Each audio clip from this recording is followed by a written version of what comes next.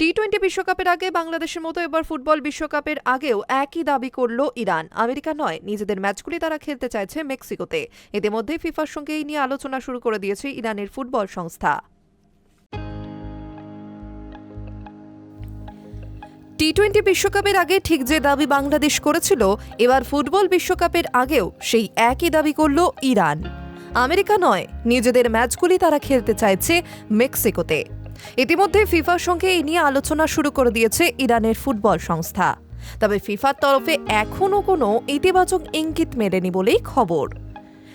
দিন কয়েক আগে ইরান সরকারের পক্ষ থেকে জানানো হয়, আগামী জুনে মার্কিন যুক্তরাষ্ট্রে ফুটবল বিশ্বকাপ খেলতে যাবে না ইরান। যার প্রেক্ষিতে বৃহস্পতিবার ট্রাম্প ট্রুথ সোশ্যালে লিখে দেন, বিশ্বকাপ খেলতে এলে ইরানকে অভ্যর্থনা জানানো হবে, কিন্তু প্লেয়ারদের নিরাপত্তা নিয়ে কোনো রকম নিশ্চয়তা দিতে পারছেন না তিনি। মার্কিন প্রেসিডেন্ট লিখে দেন, ইরান প্লেয়ারদের নিরাপত্তার কথা ভেবেই বলছি, এই সময় বিশ্বকাপ খেলতে আসা ঠিক হবে না ওদের পক্ষে। মার্কিন প্রেসিডেন্টের সেই প্রচ্ছন্ন হুমকির পর আবার অবস্থান বদলের ইঙ্গিত দেয় ইরান ফুটবল দল। ইরান ফুটবল দলের অফিসিয়াল হ্যান্ডেল থেকে বলা হয়, ইরান এখনও ফুটবল বিশ্বকাপ খেলতে চায়। আর ইরান খেলবে কিনা সেটা মার্কিন প্রেসিডেন্ট ঠিক করার কেউ নন, কারণ ফুটবল বিশ্বকাপ ফিফা আয়োজিত টুর্নামেন্ট, মার্কিন প্রেসিডেন্ট আয়োজিত নয়। শোনা যাচ্ছে এরপরে ইরান ফিফার কাছে আর্জি জানায় তাদের ম্যাচগুলি সব আমেরিকা থেকে মেক্সিকোতে সরিয়ে দেওয়া হোক।